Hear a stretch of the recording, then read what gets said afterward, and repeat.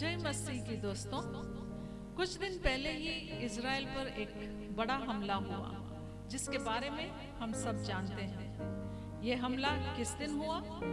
ये हमला 7 अक्टूबर 2023 पे हुआ। ये सप्ताह के 7वें दिन यानी शनिवार, जिसे यहूदी लोग सबत के दिन से जानते हैं, उस दिन पर हुआ। सारी दुनिया जानती है कि इजराइल के यहूदी लोग परमेश्वर पिता के दिए गए आज्ञाओं के मुताबिक 7वें दिन को पवित्र मानते हैं और उस दिन पर आराधना करते हैं और इसके सिवा और कोई काम नहीं करते। उनके दुश्मनों ने उनके ये धार्मिक विश्वास का नाजायज फायदा उठाकर उन पे हमला किया। लेकिन ये सब अंतिम दिनों में होने वाली चीजों की निशानियां हैं। यीशु मसीह ये जानते थे और इसीलिए उन्होंने इन बातों के बारे में पहले ही शिष्यों को सावधान किया। इसके बारे में हम मत्ती रचित सुसमाचार के 24वें अध्याय के 20वीं और 21वीं आयत में पढ़ सकते हैं। यहाँ पर लिखा है कि प्रार्थना किया करो कि तुम्हें जाड़े में या सबत के दिन भागना ना पड़े। यहाँ किसी और दिन के बारे में नहीं लिखा है, बल्कि सबत के दिन के बारे में लिखा गया है। और आगे लिखा है, क्योंकि उस समय ऐसा भारी क्लेश होगा जैसा जगत के आरंभ से न अब तक हुआ और न कभी होगा।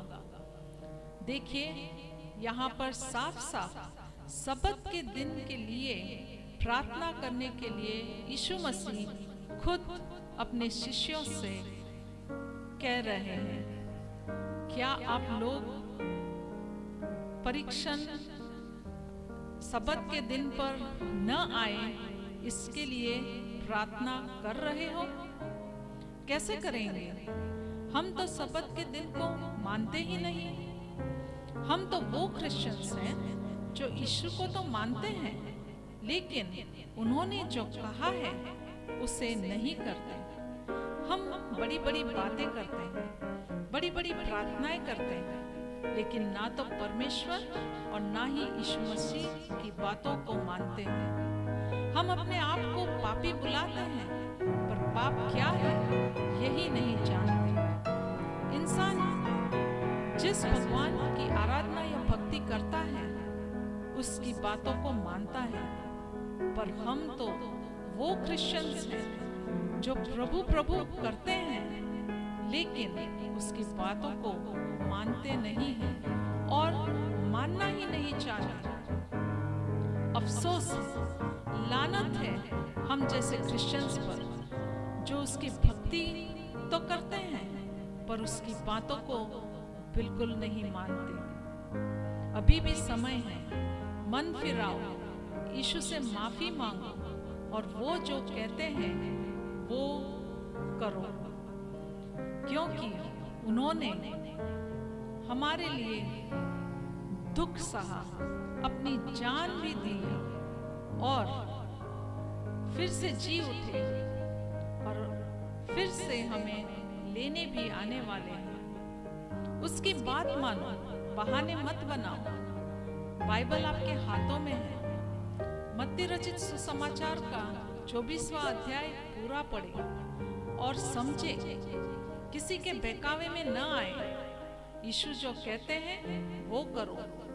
अभी तो ये शुरुआत है, आगे तो और भी बहुत सारी चीजें होंगी और बहुत सारी सतावनियां आएंगे, परीक्षण आएंगे और मसीही लोगों को अपने घर बार छोड़कर जाना पड़ेगा।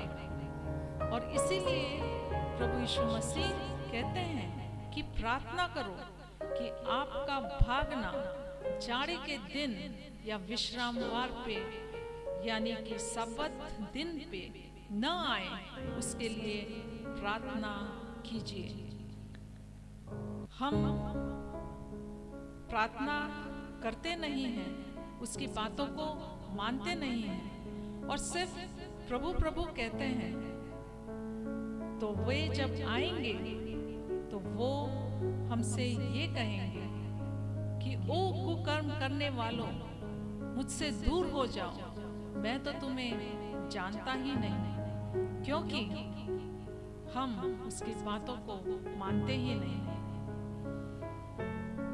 प्रभु यीशु मसीह हम सबको उसकी आज्ञाओं पर चलने के लिए पवित्र आत्मा का दान प्रदान करें, यही मेरी प्रार्थना है। आमीन।